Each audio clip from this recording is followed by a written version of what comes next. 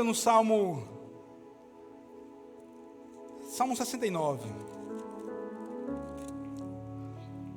Estava meditando agora há pouco no Salmo 69, o Salmo 70, o Salmo 71.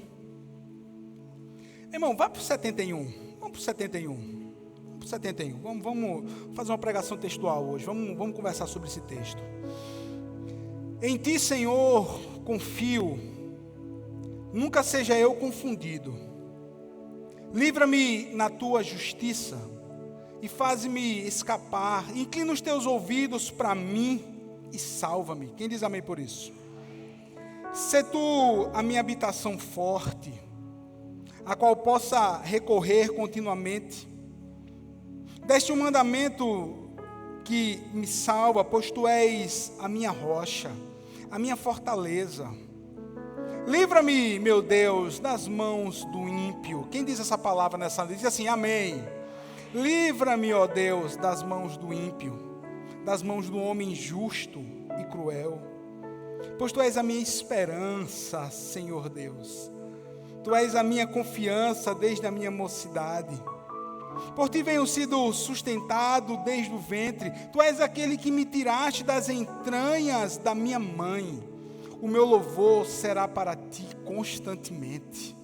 Sou como um prodígio para muitos, mas tu és o meu refúgio forte. Olha a palavra de Davi, para muitos eu sou um prodígio, para muitos eu sou um fenômeno, para muitos eu sou alguém especial, mas a verdade, Deus, é que eu sei que tu és o meu refúgio forte. Tu és o meu refúgio forte, é isso que Davi está dizendo. Encha-se a minha boca do teu louvor e da tua glória todo dia.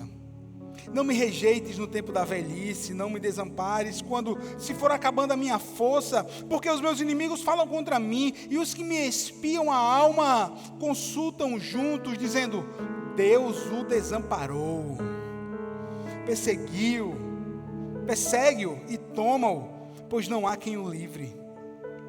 Ó Deus, não te alongues de mim, meu Deus, apressa-te em ajudar-me.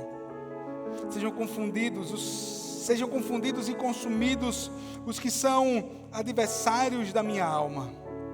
Cubram-se de opróbrio e de confusão aqueles que procuram o meu mal. Mas eu esperarei continuamente e te louvarei cada vez mais. Quem diz amém por essa palavra? Você pode dizer, se você crê depois de mim, diga assim, mas eu esperarei continuamente e te louvarei cada vez mais. É isso, irmãos. Olha, quando você lê Salmo 69, 70, 71, você vai ver que são 3 salmos no qual Davi, ele está com o coração angustiado. O coração de Davi vai clamar a Deus pelo refúgio, pela presença. Davi não estava passando um momento muito bom emocionalmente, também no seu reino aqui, aquela perseguição terrível de Absalão, revolta contra ele dentro do seu próprio reino, um filho que tinha se levantado contra ele. Olha, Davi estava vendo algo terrível. Tem um versículo que nós lemos que diz assim, não me abandones na minha velhice, porque ele não imaginava que depois de tanto tempo de vida, depois de ter feito tanto bem ao povo, depois de ter errado muito e ter sido muito perdoado, depois que, como ele diz aqui, seus cabelos estavam brancos, depois que de tantas situações que ele tinha vivido, ele achava que teria um descanso, mas se levanta algo terrível contra ele, algo terrível contra o reino ali está dividido, a corte de Davi está dividida, um reino dividido não subsiste. Nós sabemos dessa palavra, que um reino dividido não subsiste, nada dividido subsiste, né? Nada subsiste. É por isso que a igreja do Senhor, ela precisa estar unida, ela precisa estar em uma só voz, ela precisa estar com o mesmo coração, porque tem muita gente hoje dividida, né, irmãos? Tem muita gente dividida hoje. Tempo que a gente vive é um tempo difícil, pessoas com as emoções à flor da pele. Ó, irmãos, eu moro aqui próximo à igreja, e da varanda do prédio da gente tem um cruzamento. Irmãos, olhe, se você ficar né? Poucos minutos, vendo o movimento, ouvindo o que está se passando. Irmão, vê só, por conta de trânsito, tanta discussão. Ah, minha vez, não é sua vez, e começa um a xingar o outro. Já teve briga, né? E discussão, as pessoas hoje brigando por coisas tão supérfluas. As pessoas discutindo, outros chegam a um ponto de tirar a vida do seu próximo por conta de questões tão triviais. As emoções das pessoas estão à flor da pele. O tempo que a gente vive hoje, né? O tempo que a gente vive hoje, daqui a poucos dias vamos tomar a decisão mais importante da nossa vida como nação. Você entendeu o que eu falei? Vamos tomar a decisão mais importante da nossa vida como nação. Mais importante, porque diz respeito ao nosso futuro. E as próximas eleições daqui a 4 anos serão mais importantes do que essa. É sempre assim.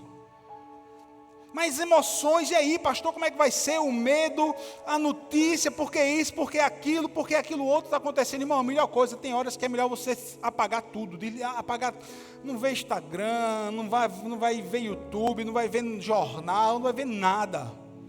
A melhor coisa é somente se ligar no céu. Porque tem horas que, meu irmão, é tanta injustiça. O tempo tão difícil que a gente vive. Tantas situações que a gente não imaginava que estaríamos passando há poucos anos atrás. Às vezes, as situações da vida têm sufocado as pessoas de tal maneira. Às vezes é uma luta, quem sabe você está passando por uma luta financeira, e dentro dessa luta financeira, seu marido ou sua esposa fica doente, seu filho fica doente. Já notou que um problema, ele nunca vem sozinho? Nunca vem sozinho. É sempre um atrás do outro, né? Que nem onda no mar. Quem aqui já levou caldo? Quem aqui já quase morreu, meu irmão? Eu tenho alguns icônicos na minha vida, né? Quando você leva, a onda quebra, que você vai puxar o ar, lá vem outra. Bem... Né? E você sai rodando de novo e acha que vai morrer, mas não é não. Mas é uma pancada atrás da outra. Senhor, o que é que está acontecendo? Davi, ele aqui está dizendo, olha a palavra de Davi: em ti confio, nunca seja confundido, livra-me na tua justiça e faz-me escapar,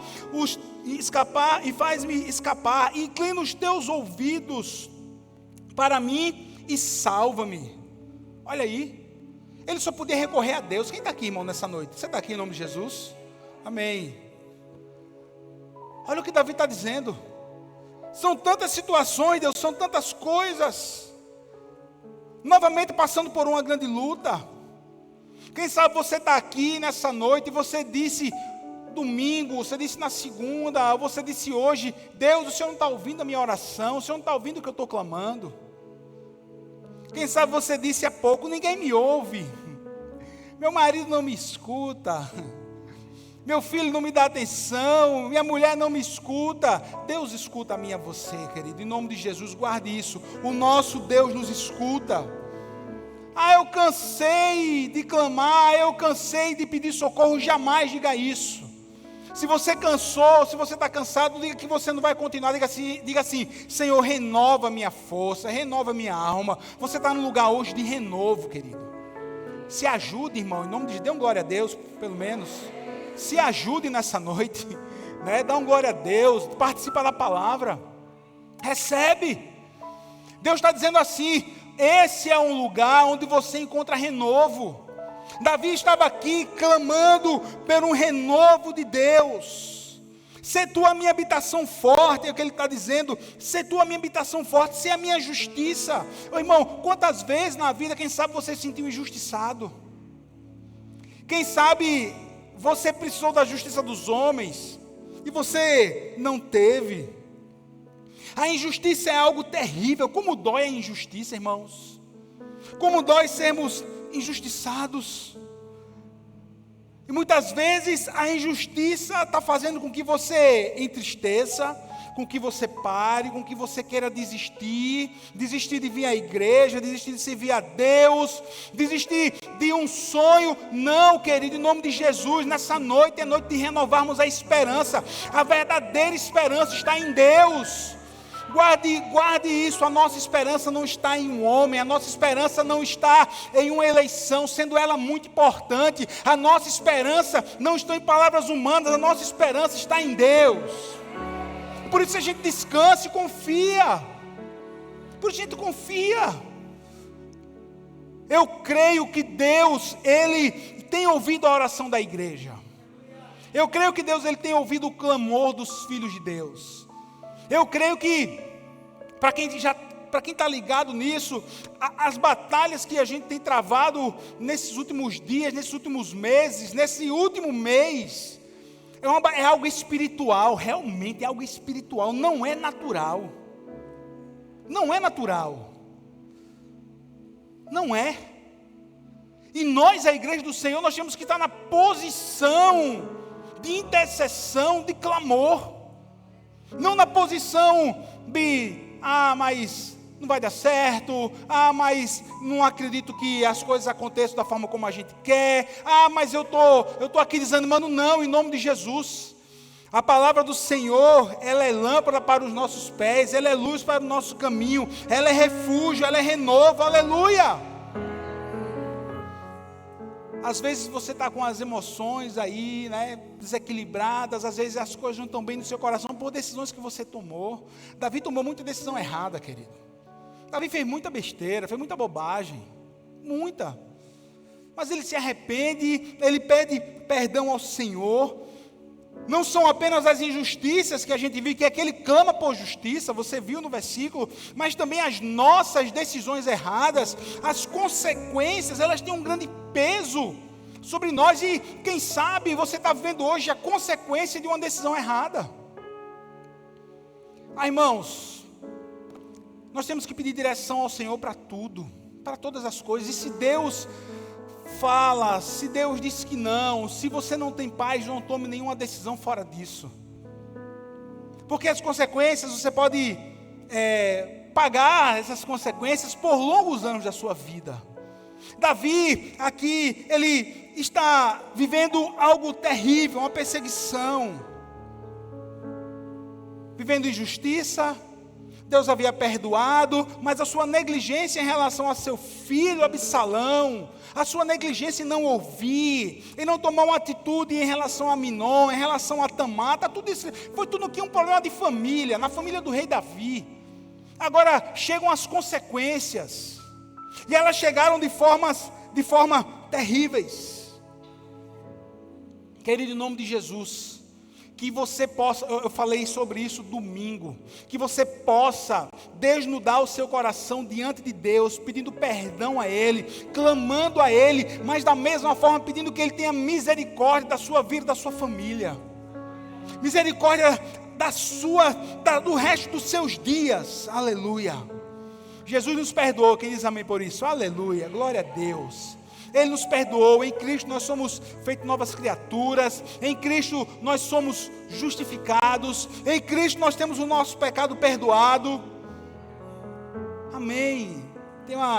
Tem um reino eterno de glória, esperando para a gente, por toda uma eternidade.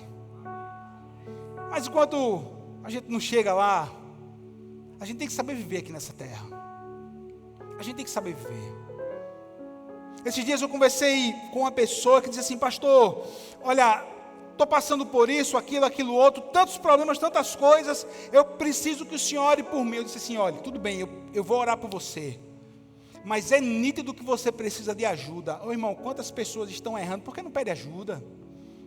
Quantas famílias hoje sofrem um preço muito alto, porque o pai, ou porque a mãe, o marido e a esposa, porque estão passando por um momento emocional muito difícil, não procuram ajuda. Irmão, procurar ajuda é bíblico. Procurar ajuda é bíblico. Guarde isso. Não, pastor, porque meu médico é Jesus, meu psicólogo é Jesus, meu advogado é Deus. Interessante, né? Mas quando você precisa, você procura um médico, procura um advogado. Somos corpo, alma e espírito. E precisamos cuidar da nossa vida por completo. Por completo. Olha o que Davi, ele fala aqui nesse texto: pois tu és a minha esperança, Senhor Deus, tu és a minha confiança desde a minha mocidade, aleluia. Por ti tenho sido sustentado desde o ventre. Por ti eu tenho sido sustentado. Às vezes, meu irmão, a situação é tão difícil, às vezes a gente sofre, né, as consequências, às vezes são as situações da vida, às vezes é até o que tem aqui na escola, como às vezes é até um bullying que um menino sofre, e que vem mexendo com as emoções. Querido, em nome de Jesus, guarde uma coisa, que você possa entender em nome de Jesus que existe refúgio para você nas palavras do nosso Deus, aleluia. As circunstâncias não nos dominam, guarde isso. Quem é dominado pelas emoções, pelas circunstâncias, é quem não tem uma experiência com Deus realmente. Porque no momento em que você entende a palavra, você entende que a sua vida é governada por ela. Não é mais o que eu estou sentindo que vai determinar como vai ser o meu dia. Não, é a minha fé que vai determinar como vai ser o meu dia. Ainda que eu esteja passando por bullying, ainda que eu esteja passando por situações adversas, ainda que eu não esteja bem, eu tenho uma palavra de esperança. Davi disse assim: tu és a minha esperança. A sua esperança, igreja, é El Shaddai. A sua esperança, Maceió. A sua esperança, Alagoas. A sua esperança, Brasil, está no Senhor. Está no Senhor. Ele é a nossa esperança. Davi bem disse nessas palavras do Salmo 71, tu és a minha esperança, Senhor, aleluia. E são essas palavras que governam a minha vida. Porque se você permite que as suas emoções tenham um ponto final no seu dia, meu irmão, isso vai depender de quê? Se a sua conta está no azul para ficar bem, se as coisas em relação ao seu casamento estão bem, se você está bem fisicamente. Ah, pastor, não tem nada bem. Então você quer dizer que você vai passar tantos dias assim, mal, entristecido, sem viver as promessas do Senhor? Lembre, irmão, o Evangelho é uma metanoia, é uma mudança total, é uma mudança interior, é uma mudança de dentro para fora. A palavra do Senhor entra no seu coração, você começa a entender que os seus conceitos de vida, ou aquilo que, quem sabe, né, tantas desconstruções tem que ser feito na sua mente, como essa. Não, eu não sou governado pelas minhas emoções, eu sou governado pela palavra de Deus. Não, quem tem última palavra na minha vida não é aquilo, não são as circunstâncias, são as promessas de Deus. Tente começar. Quando a palavra ela chega ao nosso coração, essas coisas têm que ser desconstruídas na nossa vida. Você entregou a vida para Jesus, amém? Quem diz amém por isso? Então você é regido pelos princípios eternos. Você é regido pelos princípios eternos. Meu Deus do céu, o tempo que a gente vive, irmão, a gente aqui fala em nome de Jesus. A gente aqui fala, irmão, escute, veja como estão as coisas, veja qual é o princípio que você segue. Você é crente ou você não é? Você crê em Jesus ou você não crê? Porque se você é crente em Jesus, se você entregou a sua vida, você diz que ama a Deus, os princípios que regem a sua vida são esses. E tudo aquilo que for contra os princípios da palavra de Deus é contra aquilo que eu acredito, é contra aquilo que eu vou viver. Ah, pastor, mas eu não pensava assim. Mas antes você não tinha Jesus, antes você não era salvo, antes você não tinha tido um encontro com Deus. Aí você vivia aí no mundo, aí perdido. Mas no momento que você entrega a vida para Jesus, quais são os princípios da palavra de Deus? Está fácil demais, irmão, o tempo que a gente vive, pelo amor de Deus. O tempo que a gente vive, como é que...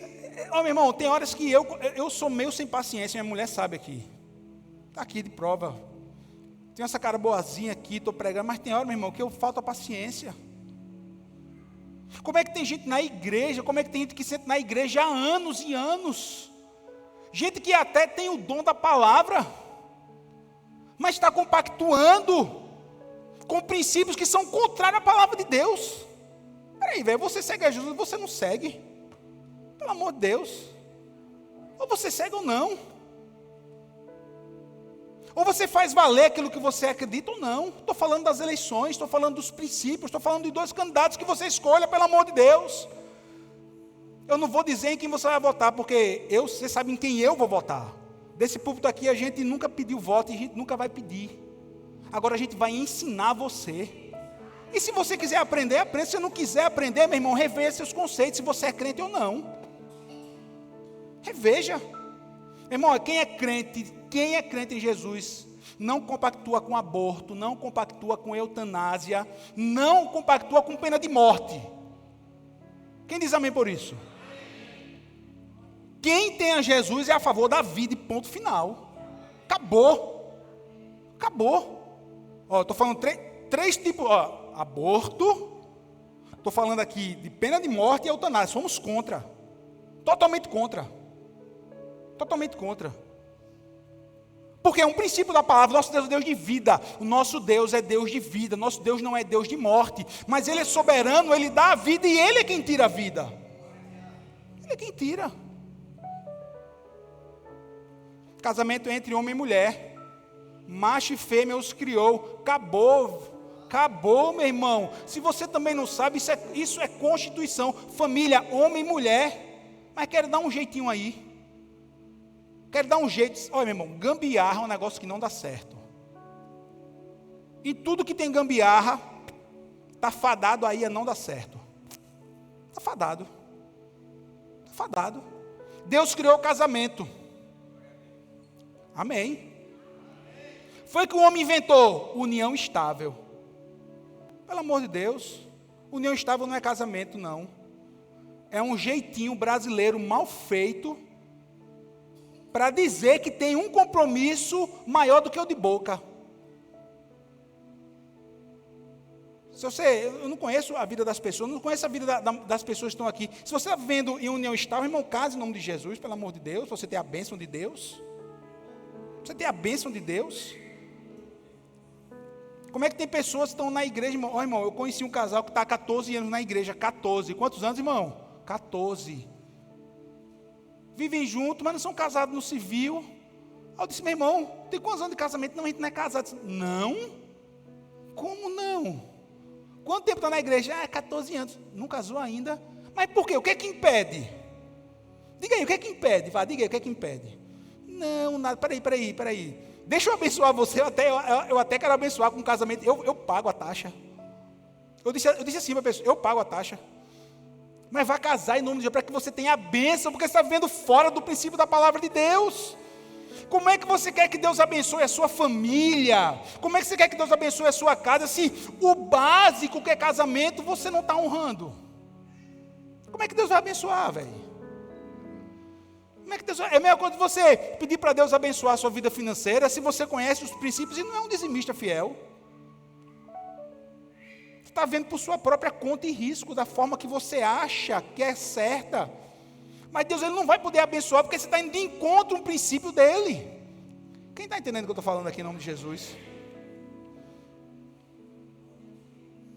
Então somos governados pela palavra de Deus e não pelas nossas emoções. Aleluia. 2 Coríntios 4:8 é o que Paulo diz, escuta, de todos os lados somos perseguidos, mas não desanimados, ficamos perplexos, mas não desesperados, somos perseguidos, mas não abandonados, abatidos, mas não destruídos, trazendo sempre em nosso corpo o morrer de Jesus, para que a vida de Jesus também seja revelada em nosso corpo, aleluia.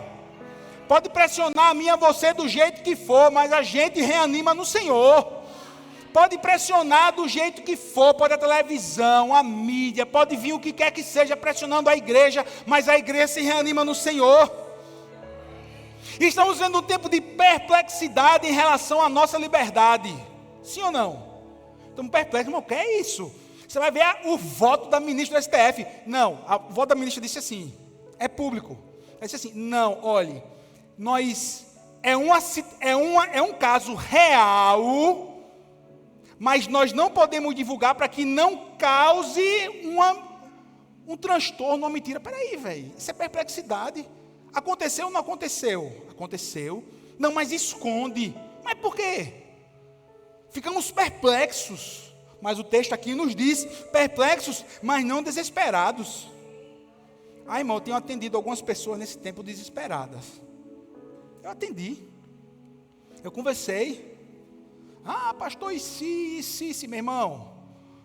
A gente não controla o amanhã, temos que fazer a nossa escolha. Agora, eu vou descansar em Deus. Eu vou descansar em Deus, meu irmão. Deus está no governo de todas as coisas. O que nós temos que fazer, Ele não vai fazer. Mas, meu irmão, nós somos a igreja do Senhor.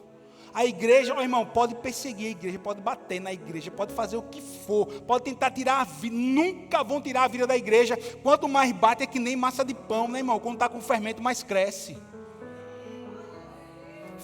Quiseram fechar a igreja, lembra disso, pelo amor de Deus. Quantos cultos eu vim aqui sozinho, aqui pedir louvor, passei aqui, não tinha ninguém na igreja fechada, todo mundo em casa, né, com medo, ai meu Deus. Irmão, eu perdi pessoas que eu amava nessa pandemia. Perdemos, né, Ari? Gente que a gente amava. Foram tempos difíceis, mas fechar a igreja como fecharam.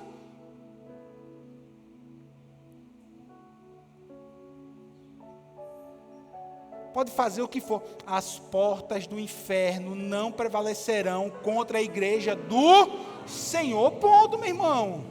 Ponto. Perplexos, né? Mas não desesperados, perseguidos, mas não abandonados. Temos um Pai, abatidos, mas não destruídos. Quem toma posse dessa palavra? Você pode aplaudir a Jesus aí no seu lugar, irmão? Se manifesta aí em adoração a Deus. Glória a Deus.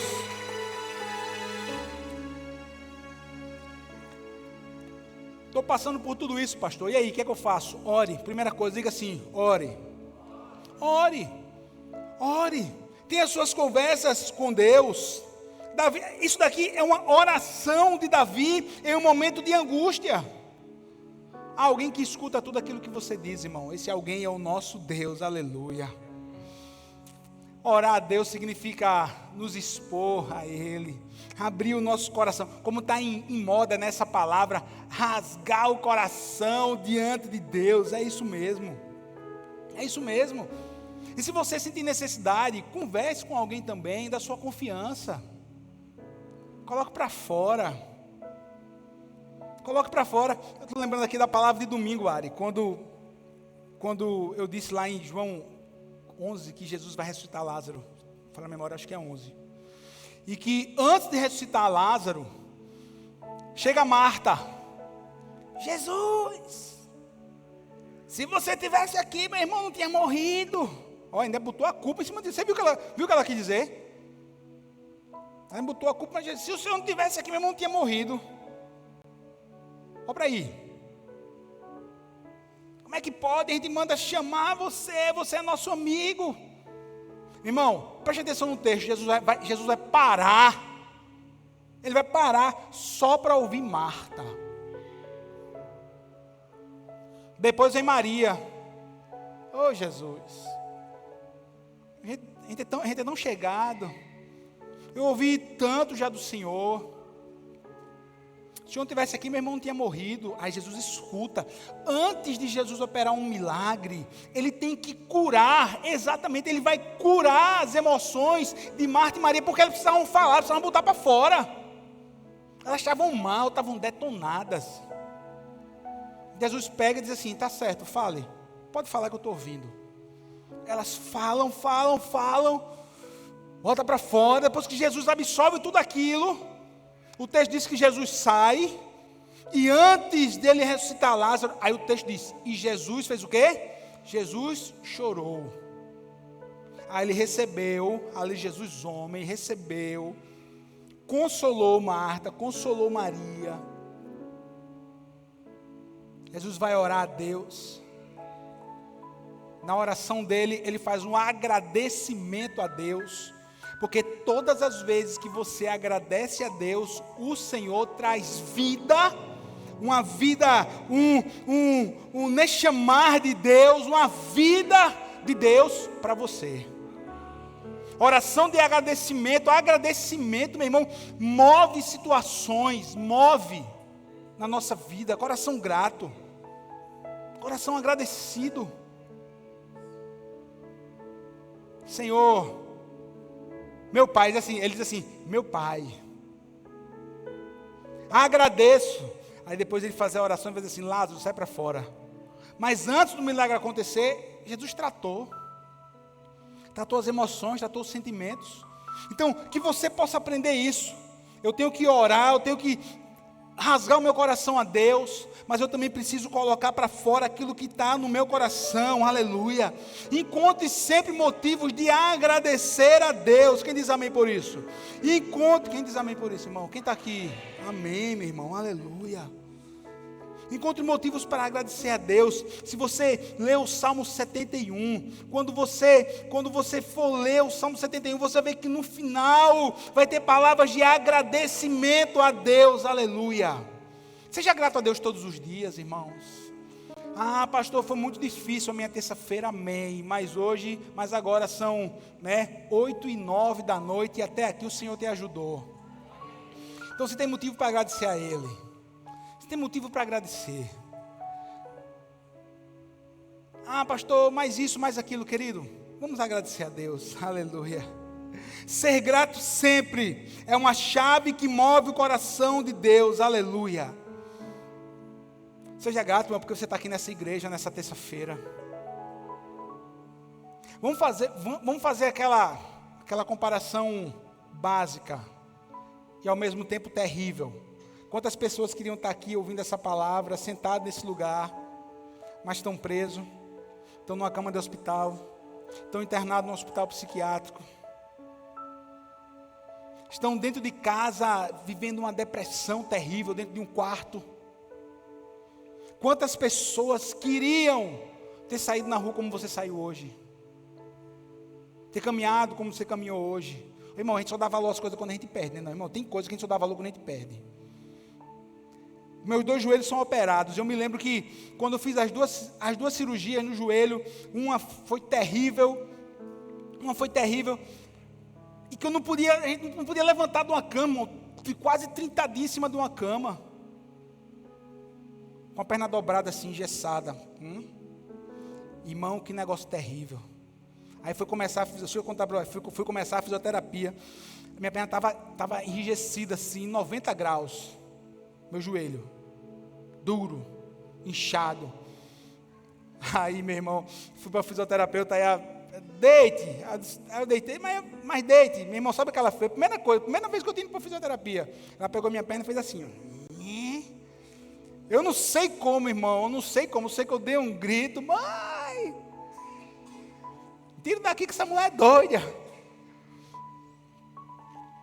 Em cima de uma cama, irmão, a gente só dá valor realmente a caminhar, a andar, a fazer algo, irmão. Então dê valor à sua família, dê valor à sua esposa, dê valor ao seu filho, dê valor à sua filha, dê valor ao seu trabalho.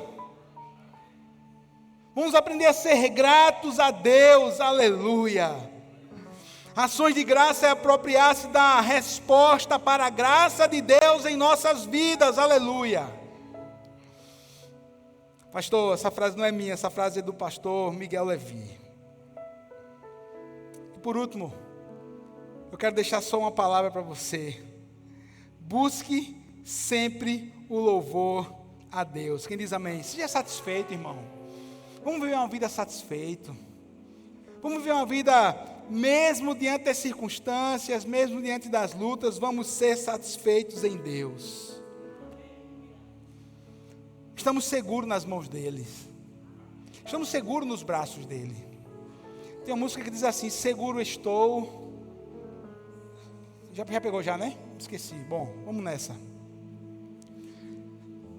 Você pode ficar de pé? Se você puder, feche seus olhos, curve sua cabeça. Se você puder, comece a declarar que você está seguro.